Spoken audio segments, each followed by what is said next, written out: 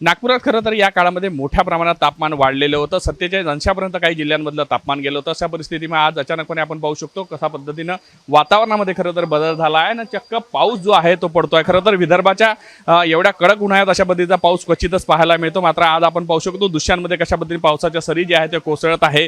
खरं तर तापमान जे होतं गेल्या काही दिवसांपासून 44-45 अंशाच्या घरात नागपुरातलं पाहायला मिळालं. हवामान विभागानं मागील 2 ते 3 दिवसांपासून पावसाचा अंदाज जो आहे तो व्यक्त केला होता आणि आज अचानकपणे जे आहे सकाळी कडक ऊन होती, मात्र अचानक पावसाचा जो वातावरण झालं, ढगाळ वातावरण झालं आणि पावसाच्या सरी चक्क कोसळायला मिळत आहे. खरं तर ज्या पद्धतीने जो आहे काळोख एक प्रकारचा पसरलेला आहे आणि चक्क उन्हाळ्यामध्ये ज्या ठिकाणी विदर्भातलं तापमान जे 45 डिग्रीच्या अंशाच्या घरात असतं अशा ठिकाणी आता पाऊस पडत असेल तर आल्हाददायक वातावरण सध्या निर्माण झालं आहे. जमिनीतून एक तपल्यानंतर जो एक वेगळा सुगंध आपल्याला पाहायला मिळतो तशा पद्धतीने सुगंध जो आहे तो सुद्धा इथे दरवळताना दिसतोय. त्यामुळे काहीसा काही होऊ नये एवढ्या चक्क उन्हाळ्यामध्ये जो पाऊस पडत असल्यामुळे गारवा जो आहे तो निर्माण झालेला आहे. मात्र कधी कधीच अशा पद्धतीचा पाऊस जो आहे तो विदर्भात पाहायला मिळतो, खासकर उन्हाळ्याच्या दिवसामध्ये. त्यामुळे हा पाऊस जो आहे तो एक प्रकारे गारवा देणार आहे. व्हिडिओ जर्नलिस्ट सौरभ बोलेसह पराग डोबळे, साम टीव्ही न्यूज, नागपूर.